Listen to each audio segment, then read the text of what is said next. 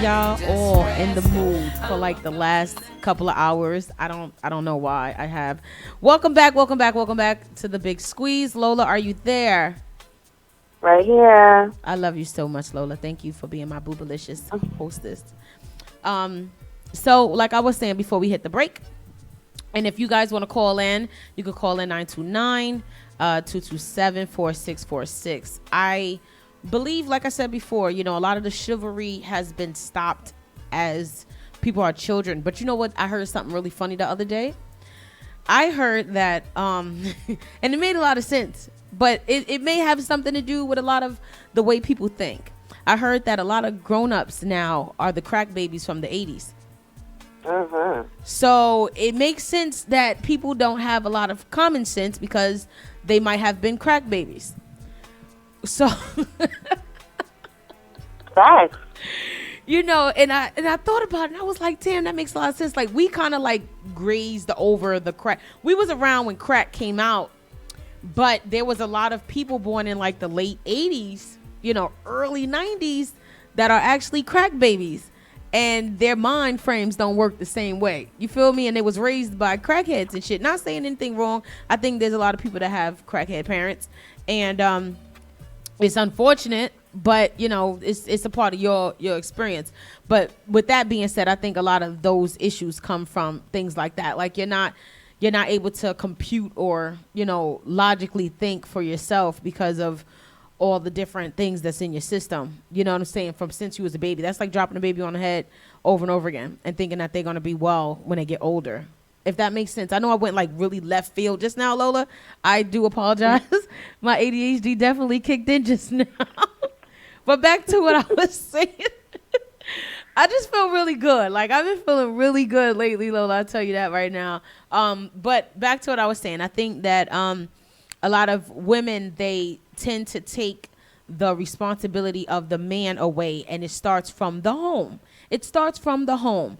I mean, yeah, I don't even know that it's necessarily, because I don't want to discard, the baby with the bathwater and say that all these women that are doing it because they feel bitter. I think some women also make it seem like their mommy and daddy, or like they are, they're strong enough and independent, whatever. It's just, that kind of fake it till you make it, that pulling on that inner strength, they got to say it to themselves enough to believe it to get through. I'm not a single mom. I'm not a parent at all.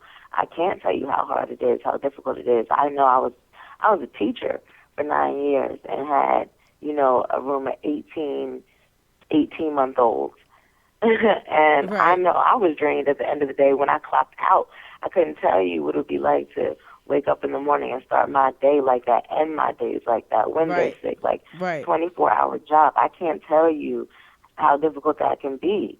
So my hat's off to you, whether you're doing it by yourself or with a partner, because I imagine it's hard either way. But I'm not really so much concerned with the action of what you're doing, because as a parent, if you could call yourself a parent, you're going to do what you got to do anyway, whether somebody's there or not. What I don't like is the idea that we deliver to these children that's growing up that men are not as, if not equal, you know what I'm saying, to what you do. I don't care if he's a deadbeat dad. And I'm gonna give it to you like this. Every week I share a little bit about myself. I personally have 3 baby fathers. And I say baby fathers, children's fathers, men I slept with that, got me pregnant. Okay. I have 4 children and I have 3 baby fathers. I'm proud of my babies and I do adore my babies' fathers, but I allow them to be their father.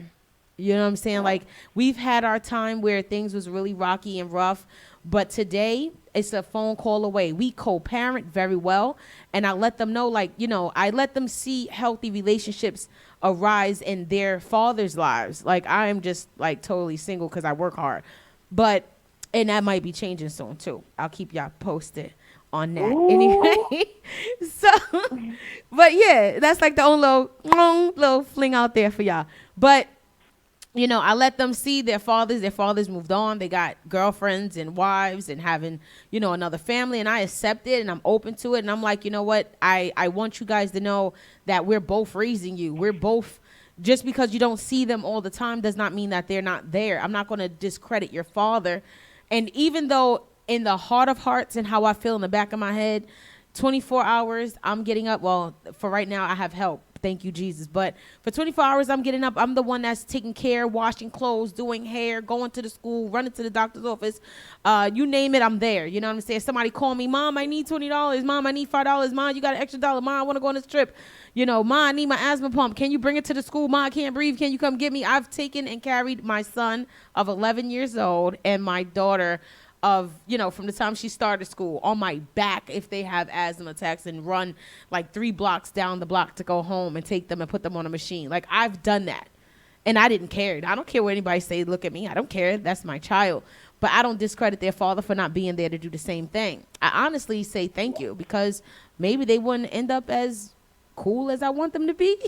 You know, I know it's selfish, but they might not. You know, I want them to have respect. No, that's true, because sometimes people stay for the kids, and I always say kids would rather come from a broken home than live in one. So, you know, you don't want that in the environment. You might not be able to co-parent that well if you get on each other's nerves trying to figure, like, it's more than what it is. Right. Right.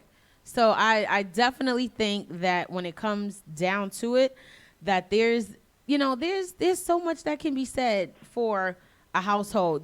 Slim, do we have any callers? No. Yes. No, we don't have any callers, Slim. No, none at all. Okay. So anyway, like I was saying, so back to the original thought at hand is the chivalry. I think that chivalry starts at home. I think people need to start teaching their sons how to start teaching their sons about dealing with women and how to be, to be chivalrous, right? That's the word? Mm-hmm. That's the word I'm looking for? Yeah. Okay. I be reaching for words, but she's the author, so I have to, like, go to her for the big words. I be trying to sound smart like Lola. But, you know, I be having my days. Because I'm ghetto. I'm ghetto as fudge. You know that. Like, I am really ghetto, but I have to, like, reach for the words. But anyway, like I said before, I think it starts at home. I also think that as you are a dating woman, if you're a woman and you're dating, you know, allow that man to be romantic. I'll tell you, I fought romance for so long because, honestly, I didn't think I can offer anybody anything. And that's personal. Like, I didn't think I can offer anybody anything. What can I give you? I be honest. I can go down a list of all the insecurities I've had. You know, one of them being the most is that I've had a hysterectomy. So I can't deliver any more children to you. I already have a already made home. My mom, she was a sour motherfucker. And she actually tried to make me sour too. She said to me after I had my 3rd child, she said, no man gonna want you with 3 children. Ain't that terrible? There's some terrible stuff to say to somebody. But, and somewhere in the back of your head, you hear that and you're like, you know what? Nobody gonna want me. You know, so you begin to build this wall around you and just start pushing yourself away. And you know what don't make it any better is dating these sorry ass men. When you date the sorry ass men and you dating them. Don't even get the men title. It's dudes. People with penis. Yes, people with the penis. You start dating these sorry penis carrying people, right? And you already feel like, you know, I want to give myself to someone, and then they get you with, you know, something that's very close to you. They trap you in this box somewhere, and you're like, oh, this feels so good. Oh, look at all the golden glitter. Look at all the golden glitter. I love this. And then all of a sudden, boom, the golden glitter blows away like the wind, and it start being muddy and shitty. I personally, I recently learned how to be a girl again, and I'll explain. You know, my whole teenage life, the ending of it, I was a pothead for real. And I don't smoke weed now, Lola. I know you can't. You know, me and Lola disagree with a lot of different things. And weed is one. I don't know. I just can't. I go to sleep, and I think it's a waste of a high. So I don't smoke weed. But I used to love it, but I had to give it up. It started giving me panic attacks, and I started losing my mind. And that wasn't fun. That was a waste of weed. Oh my God! Well, you're already crazy. In years, huh? You're already crazy. Yeah, I don't need that. I don't need help in that department. She didn't need help. I needed help chilling out. When it used to do that, it was that work. But right, started making me crazy. It's time to leave it alone. So I had, my most of my 20s, I used it to work towards getting my home, my apartment, and building a family environment, not so much as a family for the kids, but a family environment, some place they can have a home, running water, faucet, wash machine, dryer, all that stuff. Like literally just set everything situated for them. And then I made like mid 20s and lost my fudging mind. And I started in the adult industry. So I was always busy doing something else. And then I was in a relationship and I appreciated the idea of a relationship. I didn't appreciate my relationship because I never was taught that. And even then I was the beneficiary, and I was like, a lot of pressure was there. And it was like, I didn't feel like a woman. I felt like a servant. I felt like a mom. I felt like a housewife. I felt like a cook, chef, you name it. I felt like everything else but a woman.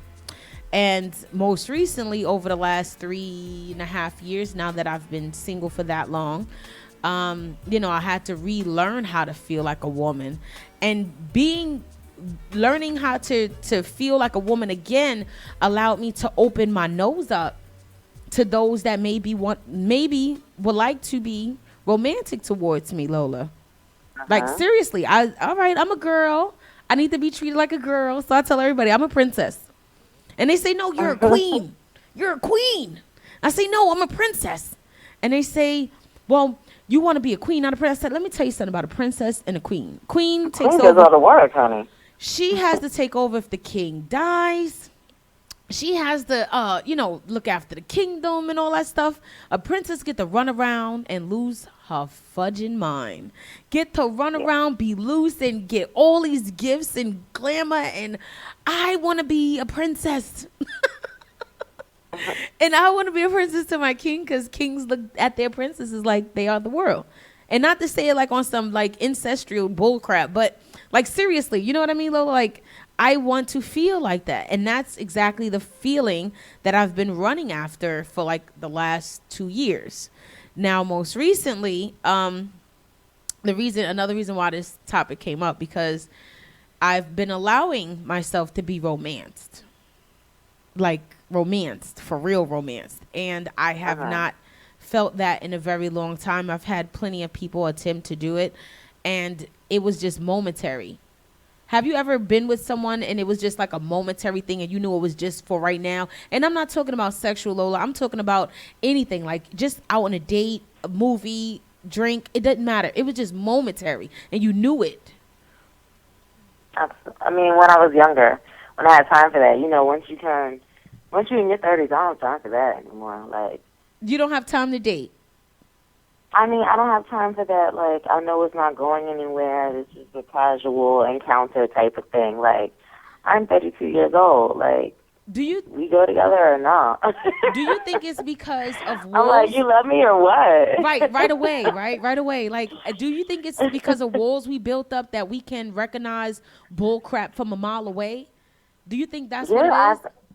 I mean, I wouldn't even say that it's necessarily walls because of the bull crap. I mean, because I'm still open to what's not bull crap. I think when the walls, saying that there are walls there implies that it's difficult for anybody to get there. I'm just more discerning. I trust my gut more.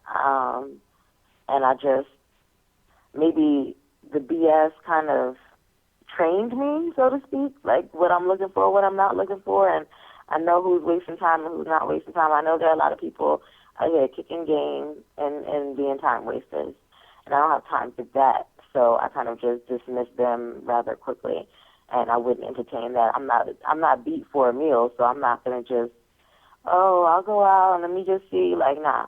If you text me and I don't understand what you're saying because your grammar is awful, I already know this is not gonna work. I come from a family of teachers. I was a teacher. I'm a teacher turned writer. Words of my life. So if you can't, get your life together in terms of speaking proper English, then that's 3 strikes right there. Like, have you? We don't have to take this any further. Have you ever stopped someone from being chivalrous? No. Never. No. I grew up with that. my dad was like, you have to do that. I mean, initially it made me feel a little uncomfortable, just because, you know, I don't know. I felt a little uncomfortable because it just seemed like, all right, like, you're doing the most. Even if I felt like it wasn't sincere, I guess.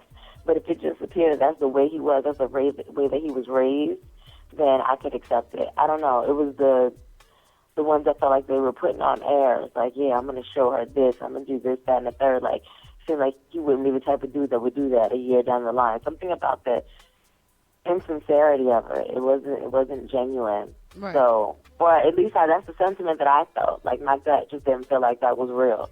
So it made me uncomfortable in that way, like, oh, here we go, like rolling my eyes. But I still didn't dissuade him from the behavior because I don't believe that, you know, I was like, at least he knows to put on airs, you know? It's like, all right, okay, I get it, like, you know. No, I understand. I think that I've shut down plenty of people, and I've been a part of killing the chivalry myself. What I was saying from the beginning of this segment, this part here, that, you know, because I've been so turned off by men that the first thing I see is bullshit. And I know I keep going back between bullshit and crap. Please excuse me. You know, I'm trying to be a good girl with my mouth, but it ain't working too well because I get tight. That's what I saw. I saw bullshit. I get a guy, he'll sit there and, again, you know, pretend to like me for me or whatever.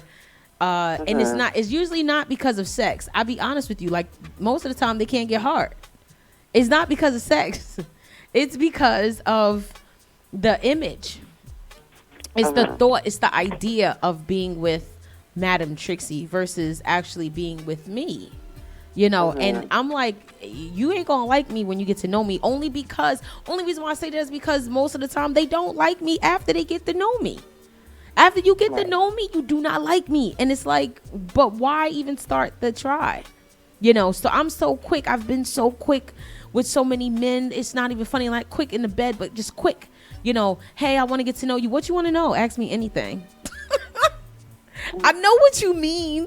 I know you want to go out. I know you want to have a couple of laughs, a couple of drinks, but I don't want to waste my time. Do you know what I mean? Right. I don't want to waste my time talking to you about anything about me that you don't think that I think you should already know. I'm very open on my pages. My social networks is like my best friend. You know, a lot of us, we live out loud, and I'm just one of the people that live out loud. If I have a thought or something, especially when it revolves around relationships, sex, and other, you know, usually most of the time it's about relationships between you and a opposite sex, or it's about sex. That's all you're gonna read about it. So you already have an idea of where I'm coming from in my thoughts, you know, so you don't have to ask me anything. What is it that you want to know? Well, what can I do that's romantic to it? I don't know. If I don't have any kind of, and this is the next segment we're going to get into, if I don't have emotional want for you, mentally, it has to be there first, and then it could go into the emotion. But if I don't, you can bring me a bottle of champagne and a big thing of roses and strawberries dipped in chocolate, and I'm going to look at it and just eat the strawberries and be like, thank you. And that's it. If I don't have any kind of feeling towards you, that's not going to do anything for me. And therefore, sometimes you could get turned off by that. You know, but it's not my fault. Go ahead. However, like you, I understand, you know, when you build a brand and you're out there and people, the information is out there to know what to do and to know your inner workings, then, you know, if you jump the gun and try to get to know me on a personal level, the instant you start following me or whatever it is, you want to DM me instantly, you want to be in my inbox right away. I don't even check it most of the time unless somebody I already know hits me, and then, you know, I see other people who have said something, and that's how I kind of get around to it. But if you instantly try to pull me aside, I feel like people ought to treat the internet like real life. You wouldn't walk into a party and then instantly pull me aside from who I'm talking to and laughing with and be like, yeah, I want to get to know you. You would join us. You would see what's happening. You would look around. You would take a back seat for a minute, and then you would try to build a rapport with me so that I even desired to want to step away with you, to want to, lend you an ear on what you have to say when you Yes. pitch based on information that you collected. Show that you have interest, which is why I don't entertain that initially, because a dude will say thanks for the ad immediately in your inbox and start asking questions that you could find in 140 characters in the bio. What do you do? Where you live? Bio. What's your name? Right What's your there. name? Right. I'm what's like, your what do you name? mean? What's your What do you name? mean? What I don't have time for that. What's your name? Why are you asking me what's my name? It's Trixie. Right. I'm like, what did you do? Like, Okay, you sent a follow request, right? So while that thing was pending, you didn't think to look over to the information that was accessible to you. Some of the stuff on this page is private. Public. Some of it, the 140 character bio is public. Like, whatever it is, Google like in the interim, while you were link. waiting, you couldn't have figured that out. Hit I don't the have link, time for that. man. You're not the kind of guy I want. You already told me. Right there, I want a guy who can read. wants to, right, who reads, who at least puts forth the effort to read 140 characters to see what you're about, who takes the time to look around and find common interests. All of that is very important to me. And if you're not willing to put in that much effort, that little bit of effort rather, then you're not going to put in the effort that I require in a relationship. Because I know that a lot of guys will think that you're ignoring them and get all in an attitude about it. You don't know what she's done. A guy will say to me, "Oh, follow back," and first thing I say is, "Look at my numbers, babe. Like, look at my follow to follower ratio. Does it look like I'm team follow back? You just got here, so I know you didn't check my other pictures or whatever. Right. You don't know that we have common interests. You don't know if you didn't even take into account whether I would like the content of your page. And then You your didn't page even see my sucks. sense of humor, You want nothing. me They to follow back and your page sucks. I don't want like nothing on your page. Right, Your page and ain't then got they'll be nothing on. mad. Oh, if you don't follow to unfollow. Just because you find me interesting does not mean the inverse is true. I don't have to find you interesting. You got a bunch of text grams that are misspelled up here that you think are funny, that I don't think are funny, and a bunch of pictures of shoes and a motorcycle. I'm like, I don't care about that. I'm not interested in your page. Your page is whack as far as I'm concerned. And five different party pictures Some with people bottles. might like it, but it's not for me. Listen. I follow. Know your audience. I follow quite a few people, and I'll follow you if you comment. Like, if you leave a really funny comment, I think that you and I have something in common, and I will follow you. I don't care if you're normal, whatever. I've had the argument about the ratio between the followers versus the following. And personally, it's social network. I want to be able to network with many people and many like minds. So if you leave a comment that just have me on the floor under something I've wrote, me and you, we got like minds. I'm going to mess with you. But when you a guy hollering at me and you like follow me back and you got like, some crazy shit going on your page and it's really bugged out, you know what I'm like bugged. Yo, you can't imagine half things I've seen, man. But matter of fact, Lola, you can. You can. I can. I don't have to imagine. Unfortunately, I've subjected myself to it in an investigation. And sometimes I was about to do a YouTube video about this, and I probably still will. You still will. About how to bag the girl from social media. It's easy. Because a lot of y'all are lost. It's so y'all are easy. lost, and I hate it.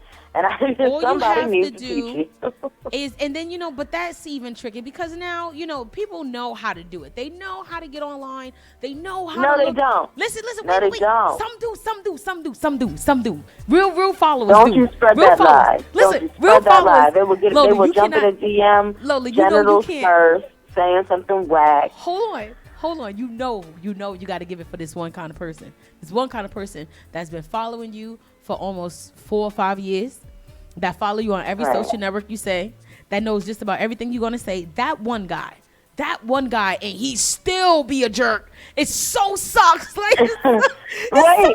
But you know what? That's the fan. That's the fan. Like, they see you and it's fan. Man. Like, they don't see you as a person. They understand everything that you're saying, but they understand it the way that they understand it in the way that they understand what a celebrity saying on TV. And I'm like, so you see me be nobody, you know what I'm saying? In the grand scheme of things, right? You see me just be me and just be an outspoken individual. That's who and what I am, no matter what level of fame or get from other people. That would never alter the content of my character. So at the very core of me, I'm still just going to be me. And if you take it beyond that and you start looking at it as really being a fan and put me on a pedestal. I didn't put myself on. You're not seeing me for me and the content of my true character. Right. So as soon as you start to see that, and I break the fantasy by, you know, being a human being, then you're not interested. And that's when you start being a jerk, because you're like, oh, this is not what I thought it was. Well, of course it's not, because you think that I'm walking around in a corset every day of my life. What is wrong with you? Right. No, seriously. So, seriously. They have this. I don't have time for that either. This thought of, oh my God, it's so unrealistic. I thought you were going to be like, and I thought you were going to be like, and then I don't like the people that be like, and we're going to talk about this more in the next segment. I don't like the people that be like, I thought you would be stuck up. I thought that people in your position, in a celebrity position, let me tell you something about the celebrity crap. Okay, everybody keeps saying I'm a celebrity and all this other stuff. I'm not a celebrity. I just do things differently. You understand? I do things and I'm an entertainer, and that's what it is. I'm not a celebrity, because if I was a celebrity, I'd have a check.